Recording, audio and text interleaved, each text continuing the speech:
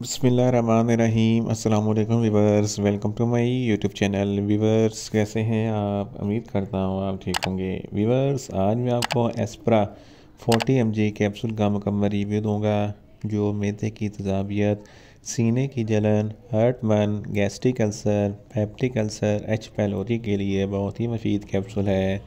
एस्प्रा capsule को किन condition में इस्तेमाल किया जाता है, इसके फ़ायदे और नुकसानात क्या हैं, इसके काउंटर इंडिकेशन क्या है, ये सब कुछ मैं आपको वीडियो में बताऊंगा। व्यूअर सबसे पहले मेरी आपसे रिक्वेस्ट है, मेरा चैनल मेडिकोज इन्फो सब्सक्राइब करें। व्यूअर्स बात करते हैं एस्प्रा कैप्सूल की पैकेजिंग की, तो इसके एक पैक में 14 कैप्सूल होते हैं और इसकी कीमत 350 रुपये है। ये GCCL फार्मास्यूटिकल कंपनी की प्रोडक्ट है जो किसी भी मेडिकल स्टोर और फार्मेसी स्टोर से आसानी से मिल जाती है। व्यूअर्स अब बात करते हैं एस्प्रा कैप्सूल की फार्मूलेशन की, तो इसकी फार्मूलेशन में इसोमेप्राजोल 40 mg होता है और ये 20 mg की स्ट्रेंथ में भी दस्तयाब होता है।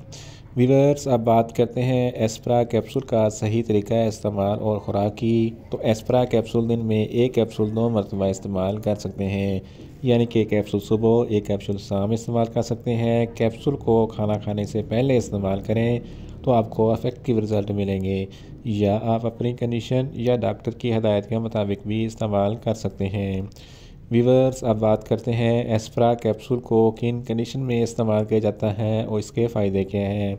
एस्प्रा कैप्सूल में इसोमेप्राजोल होता है जो मैदे की तेज़ाबियत को कम करता है। अगर आपके मैदे में बहुत ज़्यादा एसिडिटी है तो इस कंडीशन में एस्प्रा कैप्सूल बहुत ही मुफीद है। इसके इस्तेमाल से आपके मैदे की तेज़ाबियत कम हो जाएगी। इसके अलावा अगर आपको गैस्ट्रिक अल्सर या पेप्टिक अल्सर है तो इस कंडीशन में भी एस्प्रा कैप्सूल बहुत ही मुफीद है। एच पैलोरी एक बैक्टीरिया है जिसकी वजह से मैदे में इन्फेक्शन हो जाता है, ज़ख़म बन जाते हैं, अल्सर बन जाता है, तो इस कंडीशन में भी एस्प्रा कैप्सूल बहुत ही मुफीद है। अगर आपको बदहज़मी है, खुराक अच्छे तरीके से हज़म नहीं होती, तो इस कंडीशन में भी एस्प्रा कैप्सूल बहुत ही मुफीद है। इसके इस्तेमाल से आपकी बदहज़मी ख़त्म हो जाएगी। इसके अलावा ड्यूडोनल अल्सर के लिए भी एस्प्रा कैप्सूल बहुत ही मुफीद है।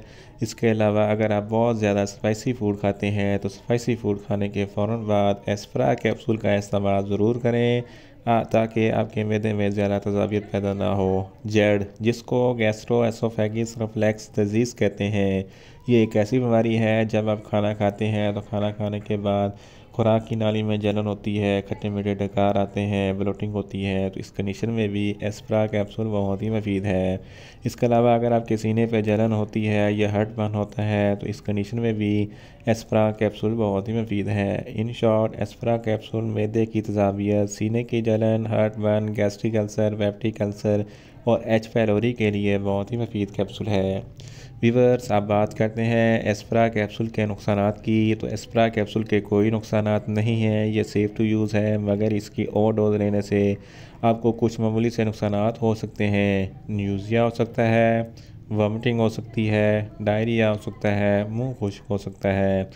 व्यूअर्स अब बात करते हैं एस्प्रा कैप्सूल के काउंटर इंडिकेशन की, तो हाइपर सेंसिटिविटी वाले लोग एस्प्रा कैप्सूल का इस्तेमाल ना करें।